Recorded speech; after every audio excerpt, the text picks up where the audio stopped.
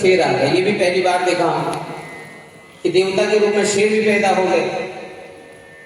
अब वो शेर भगवान आ गए तो शेर भगवान, किसी ने कहा शेर के लिए बुलाओ, वो दहाड़ रहा है, वो भगवान जी दहाड़ रहे हैं, तो किसी ने क्या किया, वो चावल और मांस खिला दिया। अब वो कह भी नहीं सकता कि मैं नहीं खाता भाई। अब वो खा तो दी, कच्चा केला छिलके सहित खिला दिया शेर भगवान को। शेर भगवान का केला और मांस खा गए। अब जाकर के जब वो पूजा बंद हो गई तो शेर महाराज को हॉस्पिटल में, अरे क्या हुआ? बोले मांस खिला दिया। बोली भक्तवत्सल भगवान की।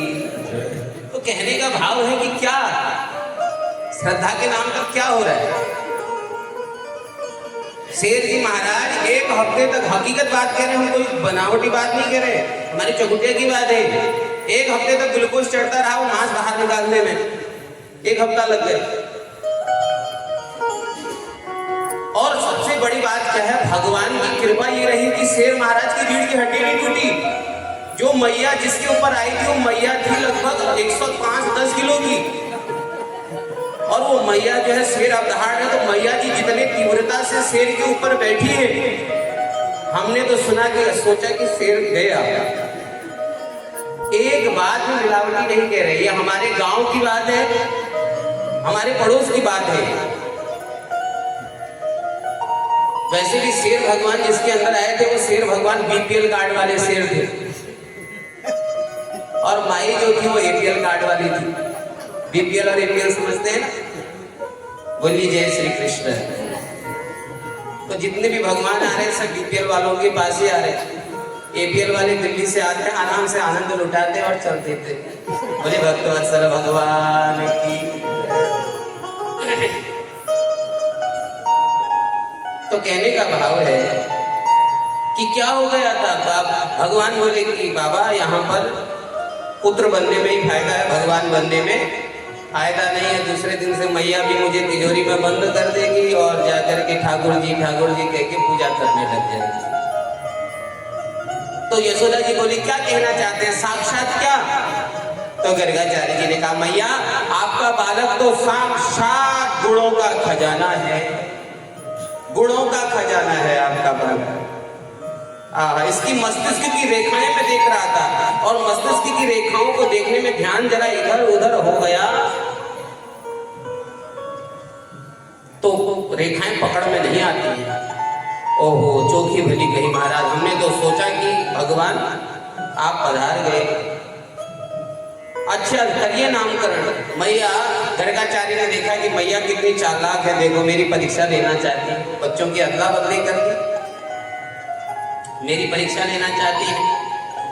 तो यशोदा की ओर इशारा करते हुए नामकरण कर रहे हैं।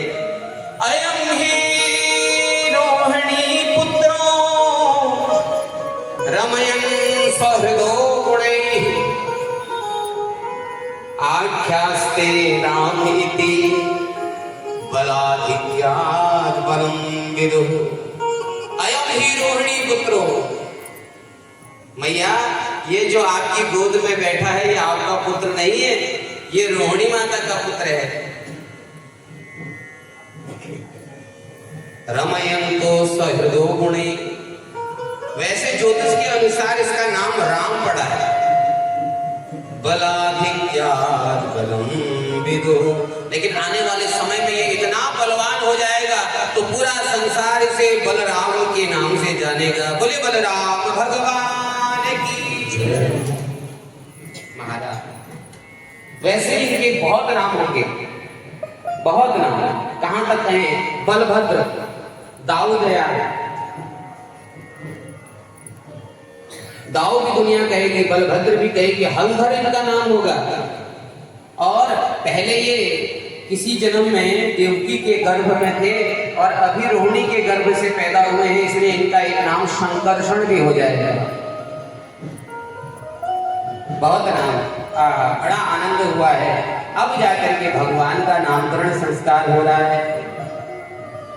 आसन वर्णास्त्रयो हास्यः ग्रहवतो अनुयुगम तम शुक्लो रक्तस्तथा पीता इदानीं कृष्णतां गतः।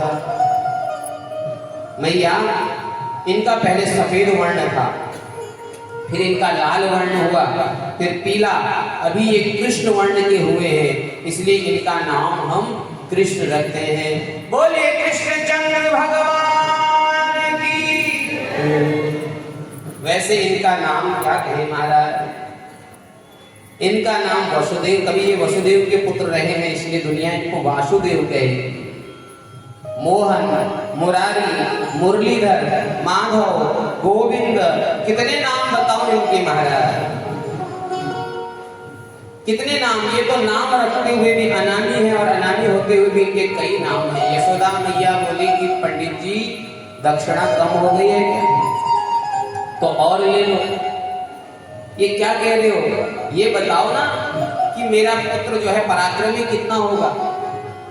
गर्गाचार्य जी ने बड़ा प्रणाम किया, आपके भाव को प्रणाम करते हैं, खूब सारी बातें बताई। दक्षिणा लेकर के गर्गाचार्य जी प्रस्थान कर गए। उन्हें दक्षिणा से क्या लेना देना, दर्शन ही सबसे बड़ी दक्षिणा है।